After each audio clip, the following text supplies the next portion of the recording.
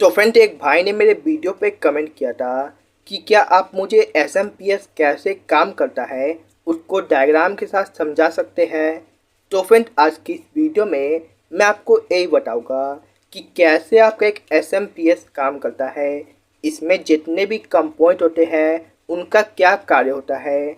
तो चलिए वीडियो को स्टार्ट करते हैं। तो फ्रेंड, वीडियो स्टार्ट करने से पहले आप सभी से एक छोटा सा रिक्वेस्ट है कि प्लीज़ वीडियो को लाइक जरूर कीजिएगा, क्योंकि आप सभी के लिए मैं गर्मी में वीडियो बना रहा हूँ। देखिए कितना पसीना आ रहा है, लेकिन आप लाइक ही नहीं करते हैं। तो प्लीज़ वीडियो को लाइक जरूर करिएगा। चलिए वीडियो पे आते हैं। तो फ्रेंड देखिए, आपके एसएमपीएस में सबसे पहले क्या क्या होता है आपको वो बताते हैं। इसके बाद बताएंगे कि उसका क्या काम होता है सर्किट में, क्योंकि फ्रेंड बहुत से लोगों को समझ में नहीं आता, खासकर जो आईटीआई इलेक्ट्रॉनिक का तैयारी करते हैं उनके लिए वीडियो बहुत खास होने वाला है। और आप रिपेयरिंग भी करते तो भी इस वीडियो आपके लिए खास होने वाला है, क्योंकि आप समझ जाइएगा तो आप बहुत आसानी से रिपेयर कर लीजिएगा। तो देखिए फ्रेंड, आपका मेनली एसएमपीएस में एक फ्यूज होता है, बीट रेक्टिफायर होता है, कॉइल होता है, आईसी होता है, ट्रांसफार्मर होता है, कैपेसिटर होता है, डायोड होता है, रेजिस्टर होता है। ज़्यादातर एसएमपीएस में ही तब होता है। तो फ्रेंड चलिए अब बताते कैसे आपका एसएमपीएस काम करता है। तो फ्रेंड सबसे पहले हमारे घर में लाइव और न्यूट्रल आता है। इसके बाद फ्रेंड आपका एसएमपीएस में चल जाता है। इसके बाद फ्रेंड आपका एक यहाँ फ्यूज लगता है, या फ्यूज की जगह फ्यूज रेजिस्टेंस भी लगा होता है, जिसका वैल्यू आपको पता नहीं है तो मैंने बहुत सी वीडियो में बता रखा है। इसके बाद फ्रेंड आपका यहाँ एक एमओबी लगा होता है। एमओबी का काम तो आप जानते ही है, हाई वोल्टेज से प्रोटेक्शन करना। इसके बाद फ्रेंड जो आपका लाइव पड़ता है इसमें एक एनटीसी लगा होता है, एनटीसी, और ये आपका हो गया एमओवी, और ये आपका फ्यूज। ठीक है। अब फ्रेंड यहाँ से आपका वोल्टेज निकल गया। अब आपका फ्रेंड यहाँ एक ब्रिज रेक्टिफायर रहता है, जो क्या करता है आपकी एसी वोल्ट को डीसी में कन्वर्ट कर लेता है। यहाँ से आपका दो वायर निकल गया, एक पॉजिटिव और एक निगेटिव। ठीक है फ्रेंड। अब फ्रेंड आपका यहाँ एक कैपिटल लग गया। फ्रेंड मैं जो नॉर्मल सिम्बल होता है कंपोनेंट का उसको नहीं बना रहा हूँ, मैं अपने हिसाब से कंपोनेंट का इमेज बना रहा हूँ, जिससे आपको समझने में कोई भी दिक्कत ना हो। तो यहाँ आपका ये निगेटिव पॉइंट हो गया और ये आपका पॉजिटिव हो गया। फ्रेंड कैपिटल क्यों लगाया जाता है? क्योंकि फ्रेंड आपका कैपिटल वोल्टेज का फिल्टर करता है, में जितना भी गंदगी है उसको साफ करता है। इसके बाद फ्रेंड आपकी एक आईसी होती है इस तरह की 8 पिन की, 1 2 3 4 5 6 7 8। ठीक है फ्रेंड, इसका नंबर है AP8022। फ्रेंड हर आईसी का पिन आउट अलग होता है, लेकिन काम करने का तरीका एक ही होता है। अब फ्रेंड जैसे इसका जितना भी इस तरफ का लेग है, यहाँ इसका एक डॉट है, ये 1 2 3 4 5 6 7 8, इसका जितना भी ये चारों पिन है 5 6 7 8, ये आपका ड्रेन है जो आपके एसएमपीएस ट्रांसफार्मर में जाता है। अब फ्रेंड आपका यहाँ एक एसएमपीएस ट्रांसफार्मर है, जिसमें आपका प्राइमरी होता है, एक आपका ऑक्सिलरी आता है और एक आपका सेकेंडरी होता है। फ्रेंड सेकेंडरी में आपका 3 4 5 6 पिन भी होता है, तो कितना आउटपुट निकला उससे उस पर मैटर होता है। फिलहाल हम यहाँ सिर्फ एक ही आउटपुट लेंगे, तो एक निगेटिव और एक पॉजिटिव। अब फ्रेंड जो कैपेसिटर का आपका पॉजिटिव होता है वो डायरेक्ट ट्रांसफार्मर की पहली लेग में चल जाता है। फ्रेंड ट्रांसफार्मर में आपको एक चीज़ देखना पड़ता है कि आपका कौन सा प्राइमरी कॉइल है और कौन सा ऑक्सिलरी। फ्रेंड इसके ऊपर मैं एक अलग से वीडियो बना दूंगा। तो फ्रेंड जो आपका प्राइमरी कॉइल होता है उसका एक लेग पे आपको डायरेक्ट कैपिटल से पॉजिटिव देना है, और जो निगेटिव है उसको आपको डायरेक्ट ट्रांसफार्मर पे नहीं देना है। क्यों नहीं देना है? क्योंकि फ्रेंड जो आपका ट्रांसफार्मर होता है वो डायरेक्ट डीसी वोल्ट से काम नहीं करता है, उसको चाहिए फ्रिक्वेंसी जो आपकी एसी वोल्ट में होता है। तो आपकी आईसी क्या करता है, डीसी वोल्ट को फ्रिक्वेंसी में कन्वर्ट करता है स्विचिंग करके। तो कैसे करता है देखिए, पहले जो आपका ड्रेन पॉइंट है, आईसी का आउटपुट पिन है, वो आपके दूसरे पिन पे चल जाएगा ट्रांसफार्मर के। ठीक है। अब फ्रेंड यहाँ से आपका जो ऊपर का पहला और दूसरा नंबर पिन है इस पे आपका निगेटिव जाएगा, जो आपका कैपिटल से निगेटिव वाला है वो आपका डायरेक्ट यहाँ जाएगा। अब फ्रेंड हमने आईसी पे पावर दे दिया और ट्रांसफार्मर भी पावर चल गया होगा, तो क्या आउटपुट में वोल्ट दे देगा?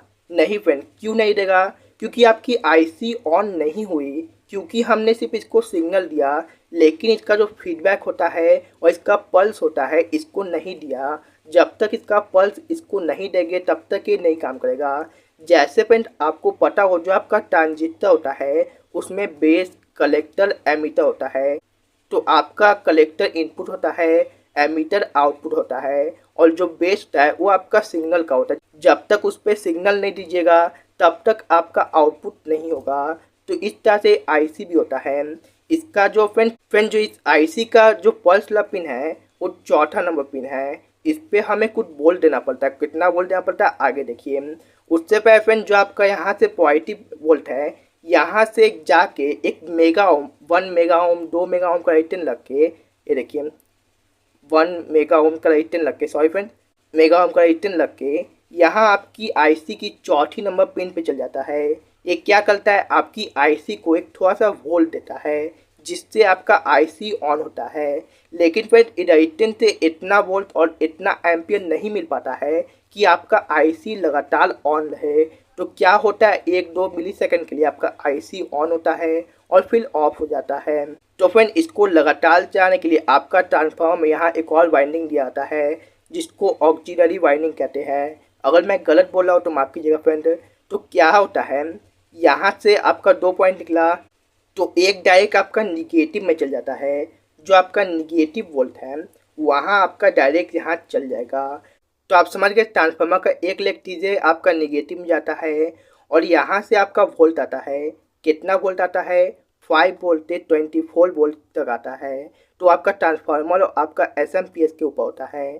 तो यहाँ से आपका एक वोल्ट जाता है, यहाँ से आपका एक कैपिटल लगता है। कैपिटल से पहले आपका एक फास्ट रिकवरी डायोड लगाता है। जो एक ट्रांसफार्मर से वोल्ट निकला है ये आपका एसी वोल्ट है, तो इसको डीसी में कन्वर्ट करता है और आपका यहाँ एक कैपिटल लग जाता है जो 50 वोल्ट का होता है और डायरेक्ट आपकी जो पॉजिटिव वोल्ट है वो आप इस आईसी पे दे देते हैं। अब फ्रेंड आपका एसएमपीएस से यहाँ 2 वायर आउटपुट हुआ, हो सके आपका 3 भी हो सकता है, 4 भी हो सकता है। तो आउटपुट में कितना वोल्ट आपका, कितना तरह का वोल्ट है उस पर डिपेंड है। फिलहाल मैं 2 ही वायर ले रहा हूँ। इसमें से आपका एक निगेटिव होता है मतलब ग्राउंड और एक आपका पॉजिटिव होता है। तो फ्रेंड ये प्योर डीसी नहीं है, ये आपका एसी वोल्ट होता है। तो इसको प्योर डीसी करने के लिए आपको यहाँ एक फास्ट रिकवरी डायोड लगाना पड़ता है जिसका नंबर FR260, बहुत तरह के आते हैं आर। जो भी आपके डीसी डायोड होते हैं ये यहाँ लगते हैं। तो यहाँ आपका एक डीसी डायोड लग गया। अब फ्रेंड ये आपका जो वोल्टेज है बिल्कुल प्योर हो गया। अब आपको यहाँ एक कैपिटल लगाना है क्योंकि आपका आउटपुट में जो वोल्ट निकला उसमें गंदगी होगा, उसमें प्योर डीसी नहीं होगा। तो आपको आउटपुट में एक कैपिटल लगाना है, निगेटिव यहाँ लगाना है, पॉजिटिव आना है। अब फ्रेंड आपका यहाँ आउटपुट से वोल्ट आने लगेगा। लेकिन फ्रेंड क्या गारंटी है कि आपका आउटपुट में एक फिक्स वोल्ट निकलेगा, ऊपर नीचे नहीं होगा। क्योंकि आपकी आईसी है जो वो ऊपर नीचे भी फ्रिक्वेंसी दे सकती है ट्रांसफार्मर को। तो फिर उसके लिए आपको आईसी को फीडबैक देना होता है। फीडबैक देने के लिए आपका ऑक्टो कपलर काम करता है। तो मैंने यहाँ ऑक्टो कपलर का साइन बना दिया।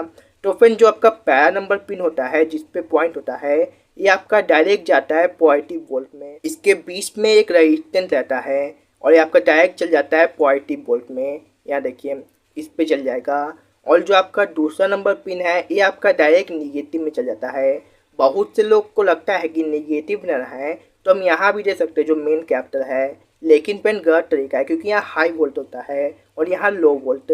इसके बाद पेन जो आपका आउटपुट में जो फीडबैक देने का काम करता है तो एक पिन आपका चल जाएगा आईसी पे और एक ग्राउंड पे। तो कौन सा पिन जाएगा, तो फिर आपका तीसरा नंबर पिन चल जाएगा आईसी के फीडबैक पे। और जो आपका ये चौथा नंबर पिन है ये आप डायरेक्ट निगेटिव में दे दीजिए। तो मैं देऊँगा नहीं। तो फिर डायग्राम थोड़ा ख़राब बना है लेकिन मैंने आपको समझाने का पूरा कोशिश किया है।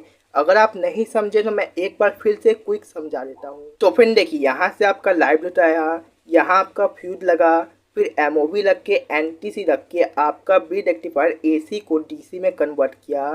फिर आपका जो कैपेसिटर है ये आपका वोल्टेज फिल्टर किया और जो आपका नेगेटिव पॉइंट है वो सीधे एसएमपीएस का प्राइमरी कॉइल पे चल गया और जो नेगेटिव पॉइंट है वो आईसी के इनपुट पे चल गया। फिर हर एक आईसी का इनपुट आउटपुट फीडबैक अलग होता है। उसके बाद जो आपका आउटपुट है ड्रेन पॉइंट है वो सीधे ट्रांसफार्मर की दूसरी लेग में चल गया। इसके बाद जो आपका पॉजिटिव है जो कैपिटल पॉजिटिव है इस पर से 1 मेगा ओम का रेजिस्टेंस लग के आपकी आईसी की पल्स वाली सेक्शन में चल गया जहां सिग्नल देते हैं आईसी ऑन होने का। अब फ्रेंड जो आपके रेटिन लग के इस आईसी पे गया तो इसको लगातार ऑन नहीं रख सकता है क्योंकि इसमें वोल्टेज और एम्पियर बहुत कम होता है। तो फ्रेंड उसके लिए ट्रांसफार्मर में एक ऑक्सिलरी वाइंडिंग होता है। तो यहाँ से एक फास्ट रिकवरी डायोड लग के कैपिटल लग सीधे आईसी की सिग्नल वाली पिन पे चल गया। अब आपका ट्रांसफार्मर से जो 2 लेग आउटपुट हुआ इस पे एक फास्ट रिकवरी डायोड लग के और आपका कैपिटल लग के आउटपुट हो गया। लेकिन आपका जो आईसी है वो ज़्यादा वोल्ट भी दे सकता है, तो इसको फीडबैक देने के लिए एक ऑक्टो कपड़ा यूज़ किया गया।